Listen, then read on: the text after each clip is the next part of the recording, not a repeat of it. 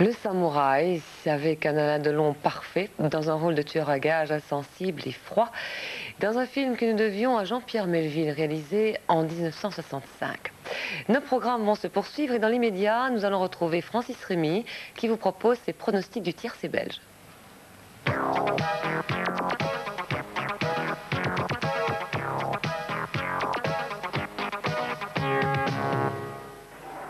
Bonsoir, ici Patrick Perret depuis l'hippodrome de Sterrebeek pour la course du tiercé. Il s'agit du prix Estramadure, une épreuve de 1600 mètres regroupant 17 chevaux. Très bon départ du numéro 7 Siska d'Orange, du 5 Piccolo et du 4 Raffia MV qui prend d'ailleurs la tête avant le premier virage, suivi pratiquement sur la même ligne par le 2 Popov et par le 12 Prince d'Orange qui a déjà refait son handicap de 20 mètres à l'extérieur. Derrière nous avons encore le 5 Piccolo, le 9 Relax Pompadour, le 16 Paradeur et le 13 Sim de Bidry. À la fin de la ligne opposée, les trois chevaux de tête sont toujours pratiquement sur la même ligne, mais Prince d'Orange laisse partir Popov le 2 et Raffia MV le 4. Et il se met à la faute dans le dernier virage alors que le 7 Siska d'Orange est toujours en bonne position pour aborder la dernière ligne droite où elle prend d'ailleurs la tête suivie par le 13 Sim de Bidry à la corde. Mais à l'extérieur, Relax Pompadour le 9 revient maintenant très vite sur Siska d'Orange avec dans son sillage le 16 Paradeur qui remonte du milieu du peloton et qui vient souffler la troisième place à Sim de la Bidry sur le poteau. Premier donc le 7 Siska d'Orange, deuxième le 9 Relax Pompadour et troisième le 16 Paradeur. 7, 9 et 16. Les rapports de ce tiercé sont les suivants. Dans l'ordre et pour 20 francs, 8005 francs. Dans le désordre, 1601 francs. Le bonus est reporté. Quant à moi, je vous retrouve samedi à Boisfort pour un tiercé de galop.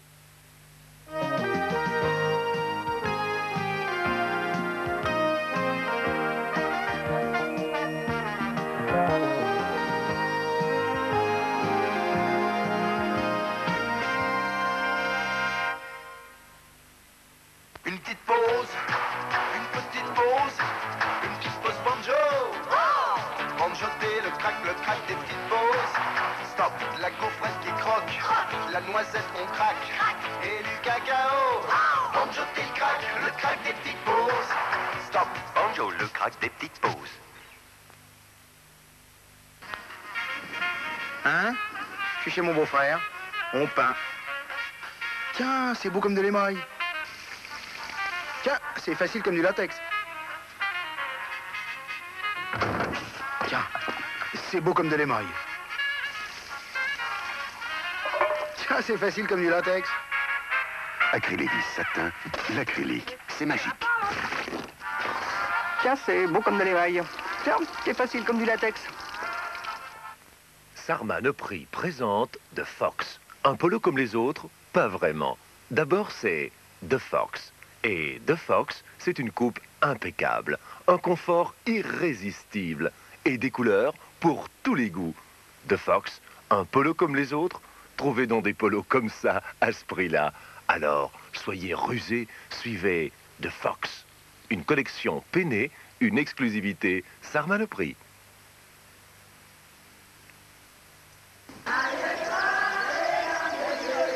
Tous les jours, dans certaines régions du Cameroun, des enfants marchent pendant des heures pour aller puiser de l'eau. Tous les jours, dans ces mêmes régions, des enfants meurent d'avoir bu de l'eau non potable. Pour savoir comment la population vit ces problèmes au quotidien et comment l'UNICEF essaye de les aider en construisant des puits, regardez RTL+, ce jeudi à 22 h.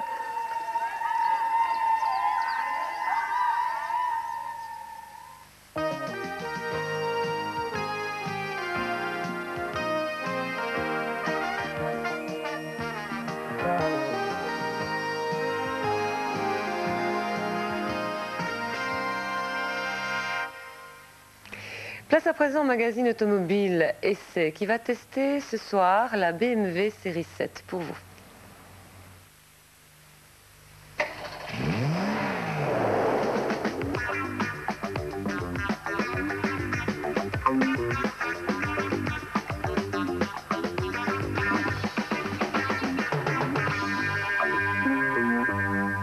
Bonsoir. Au sommaire de notre émission de ce soir, nous allons vous parler de deux marques allemandes. Deux marques qui se sont fait toutes les deux une réputation en matière de technique, mais particulièrement de raffinement au niveau de l'utilisation. Audi s'est spécialisé dans les 4 roues motrices qu'il propose au niveau de la compétition avec des voitures sportives, mais qu'il propose également maintenant pour des voitures familiales que vous pouvez utiliser, vous et moi, et pourtant elles ont de la traction intégrale, traction sur les 4 roues. Nous y revenons en deuxième partie de notre émission. Mais avant cela, nous vous proposons un référendum des propriétaires d'une voiture, elle aussi issue de l'industrie allemande. Il s'agit de la BMW série 7. 120 propriétaires de voitures de la série 7 ont répondu à notre référendum en des points très précis, avec des cotations elles aussi très précises, ce qui nous permet de nous faire une idée assez juste de la valeur de cette voiture. En particulier sur base de pratiquement 9 millions de kilomètres parcourus par cette voiture dans le cadre de notre essai. Alors, première partie de notre émission et de notre référendum propriétaire, l'historique de la voiture.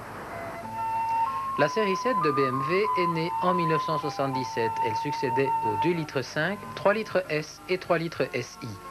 Elle s'imposait sans peine comme un symbole de la voiture de standing tout en proposant une image sportive. Ces éléments la marquaient assurément et continuent d'attirer une clientèle très typée. La BMW série 7 n'utilisait dans les premiers temps de sa production que des moteurs à alimentation atmosphérique de 2,8 litres à 3,5 litres, tous des 6 cylindres. En 1982, le constructeur de Munich profitait de quelques retouches de ligne pour mettre de l'ordre dans ses moteurs et remplacer ces 3,5 litres par de nouveaux, plus sobres. Une 3,5 litres turbo, la 745i, est venue compléter la gamme. BMW travaille beaucoup la technique de ses voitures avec l'intention principale d'améliorer leur consommation. Le constructeur de Munich utilise beaucoup l'électronique avec un certain succès. Qu'est-ce qui vous a fait choisir cette voiture ? Mais je pense que ce qui me l'a fait choisir, c'est la fiabilité de la mécanique et la qualité de la construction. Je trouvais qu'elle offrait finalement un meilleur rapport qualité-prix que ses concurrents directs comme la Jaguar et la Mercedes. Mais personnellement, je regrette qu'il n'y ait pas plus de choix dans cette catégorie de voitures. L'espoir d'être tranquille au point de vue mécanique surtout, d'éviter les pannes, étant donné que BMW a quand même une bonne réputation de ce côté-là. Bon, une série 7, je dis, c'est un petit peu par la force des choses, étant donné que je suis parti de voitures de plus faible cylindrée pour arriver maintenant à des voitures, disons, qui sont un peu plus confortables, étant donné que je roule, disons, assez bien. Je roule quand même entre 50 et 60 000 km minimum par an. C'est d'abord le confort de la voiture, la rapidité de la voiture. Comme je me rends très souvent donc à Bruxelles, il me faut une voiture assez rapide. Depuis que vous avez acheté la voiture, est-ce que vous avez connu des problèmes ? Oh, pas de gros problèmes, non. Je peux dire que peut-être quelques détails. Un mauvais fonctionnement de l'électronique tout au début, qui était dans la période de garantie. D'abord des ennuis mineurs, on va dire, bon, des carrosseries sur lesquelles j'ai des petits problèmes. J'ai eu des problèmes sur la pompe à eau. Bon, disons que maintenant, elle a quand même 2 ans et demi et 125 000 km. J'ai quand même des problèmes d'amortisseur. J'ai un gros problème en tout cas de consommation d'huile. Il y a eu le problème du disque d'embrayage qui a cassé. Mais enfin, il a été remplacé, donc puisque j'étais sous garantie, encore, j'ai aucun problème de ce côté-là. Elle a eu des problèmes au niveau de l'électronique pendant les 5000 premiers kilomètres où il y a eu des pannes assez nombreuses. Et puis on a changé, disons, toutes les plaquettes électroniques et ça s'est corrigé et il n'y a plus de pépins par après. J'ai également eu des pépins au toit ouvrant qui ne s'ouvraient plus, qui se fait. Bon, ça a été corrigé, mais enfin, ça ne devrait pas arriver sur une voiture de cette catégorie. Non, je n'ai pas connu de problème. Cette voiture me donne actuellement entière satisfaction. Sauf peut-être un petit peu au niveau de la qualité de la carrosserie. Quelques points de rouille qui ont été, je dois dire, parfaitement remis en état par le concessionnaire.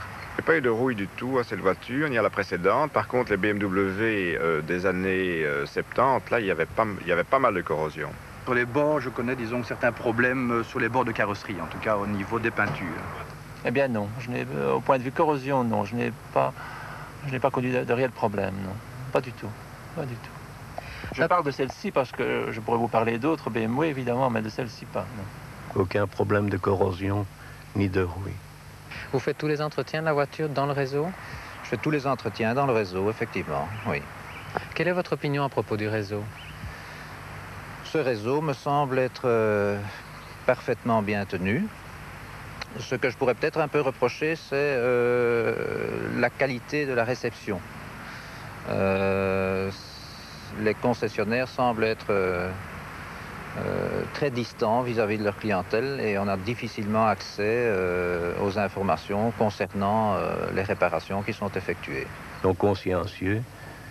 Ils ne semblent pas employer d'apprentis, ce qui fait que ce sont toujours des mécaniciens chevronnés qui travaillent dans la voiture. C'est important aussi. Malheureusement, pour l'entretien des voitures en général, je crois que les garages BMW, malheureusement, je dois le dire, ne sont pas tout à fait à la hauteur de la technique de la voiture BMW. Sauf évidemment le garage que je vous ai cité, donc à Chièvres, qui est un garage vraiment exceptionnel parce que franchement, tant les ouvriers que le patron, évidemment, sont tout à fait à la hauteur parce qu'ils suivent évidemment les cours de technique en Allemagne, etc., pour se tenir à la hauteur. J'en suis satisfait, les prix me paraissent normaux, les coûts d'entretien ne sont pas prohibitifs. Dans l'ensemble, j'en suis satisfait. Est-ce que c'est une voiture qui coûte cher à l'entretien? Relativement cher, même si on n'a pas d'ennui. Je crois que les pièces et tout ça sont... Bon, BMW, comme d'ailleurs probablement Mercedes et Jaguar, font payer à un certain prix leur nom. Lorsque l'on demande aux utilisateurs si leur voiture coûte cher, en fait la réponse est oui. En effet, au terme des 120 questionnaires que nous avons analysés, la BMW série 7 dans son ensemble coûte 1,28 franc belge au kilomètre, ce qui est beaucoup. En effet, ceci représente plus qu'une Jaguar et également plus qu'une Mercedes. Deux données et deux comparaisons particulièrement importantes. Petite information complémentaire, c'est qu'en fait, c'est dans la deuxième partie de la vie de cette voiture que la BMW série 7 se met à coûter cher. En effet, tant que la voiture ne dépasse pas 35 000 km, elle coûte moins d'1 franc et particulièrement 88 centimes au kilomètre. Donc, il y a une raison au niveau de la longévité de la voiture. Quelle est-elle? En fait, elle est assez simple. Elle réside dans, d'une part, le coût de la main-d'œuvre appliquée par la voiture par les différents concessionnaires et également au niveau des coûts de différentes pièces vitales pour la mécanique. Car pour ce qui est de l'utilisation proprement dite, la BMW série 7 ne consomme pas beaucoup de pneus, à peu près 40 000 km pour un train. Elle ne consomme pas beaucoup de freins non plus, 35 000 km pour un jeu de plaquettes à l'avant et à l'arrière. Quant aux échappements, ils tiennent pratiquement 60 000 km, une longévité digne des voitures diesel.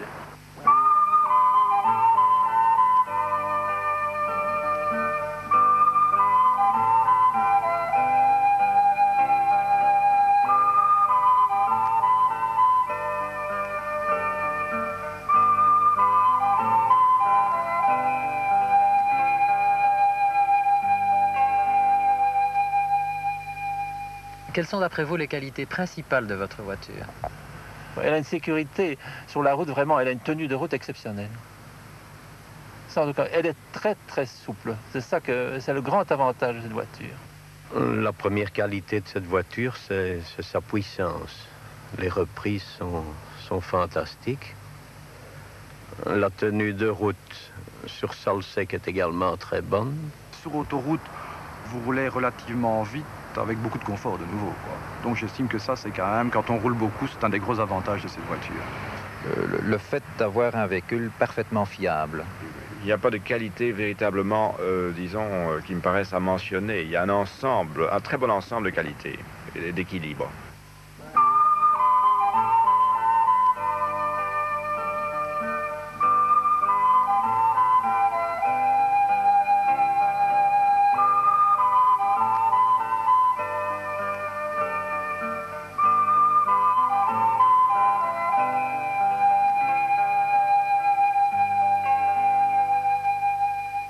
Quels sont ses défauts d'après vous?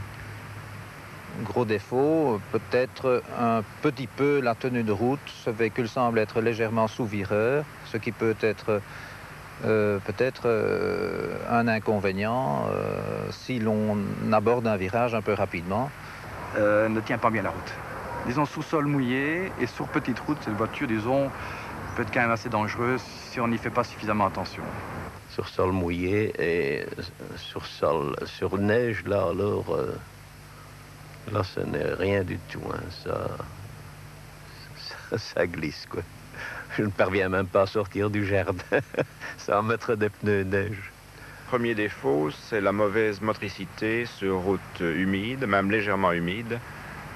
Dès qu'on accélère un peu fort sur ce genre de route, elle patine, elle se met en travers, même assez vite.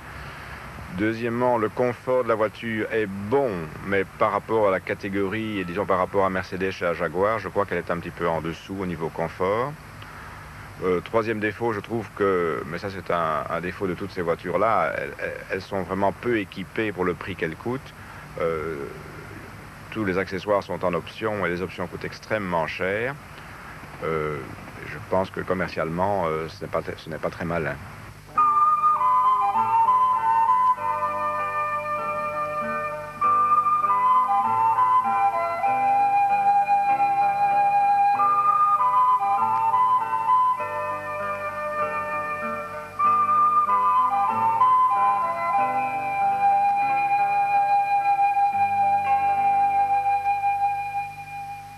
Roland Mons, l'électronique, marque beaucoup BMW pour le moment, autant pour le fonctionnement des moteurs que pour l'entretien des voitures. Est-ce que tous les concessionnaires sont bien réellement au courant du fonctionnement et du réglage de cette électronique?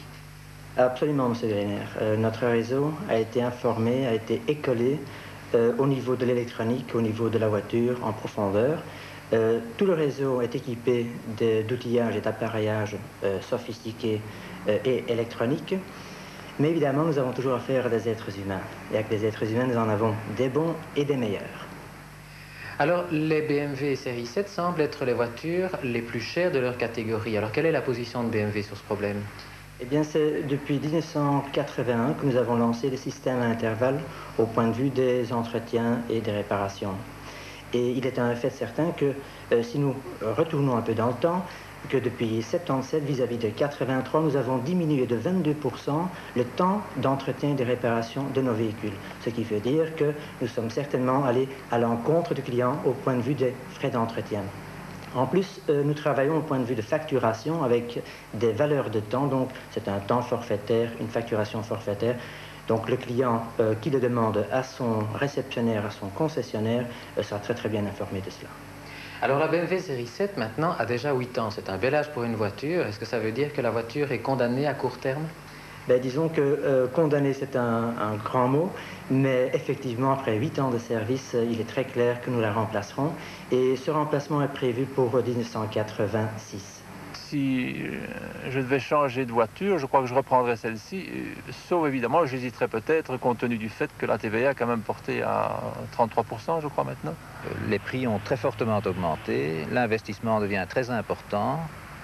Je pense que si, depuis la date d'achat de mon véhicule, donc il y a 4 ans que je l'ai, je pense que le prix de ce véhicule a augmenté de 75%, ce qui semble être quand même assez dissuasif. Oui, faute d'avoir mieux, mais je le regrette. Je voudrais qu'il y ait 10 ou 15 marques qui fabriquent ce genre de voitures pour qu'il y ait vraiment une concurrence et qu'il y ait une pression sur les prix.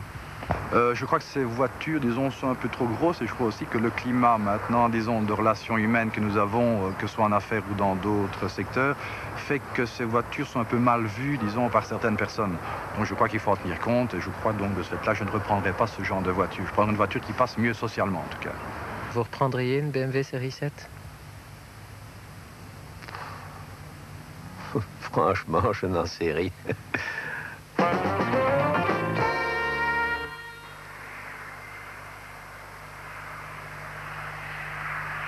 Jusqu'à il y a peu, parler de voitures à 4 roues motrices revenait à évoquer des engins tout-terrain. Il est vrai que la traction intégrale s'est développée depuis la guerre, avec les véhicules militaires, bien sûr. Il y a eu d'autres expériences intéressantes, comme des Formule 1 4x4, car les 4 roues motrices procurent, en théorie du moins, la meilleure motricité. Stirling Moss a même gagné 2 grands prix avec de telles voitures en 1961. Audi propose aujourd'hui plusieurs voitures de tourisme 4 roues motrices, dont certaines à vocation sportive. Mais ces voitures, dont voici la dernière née, la Quattro Sport, ne sont pas efficaces qu'en compétition. On trouve de plus en plus de voitures à 4 roues motrices. Chez Audi, il s'agit d'une spécialité avant tout compétition, en tout cas c'est par là qu'on le connaît. Pourtant, il ne s'agit pas uniquement de voitures de compétition à 4 roues motrices.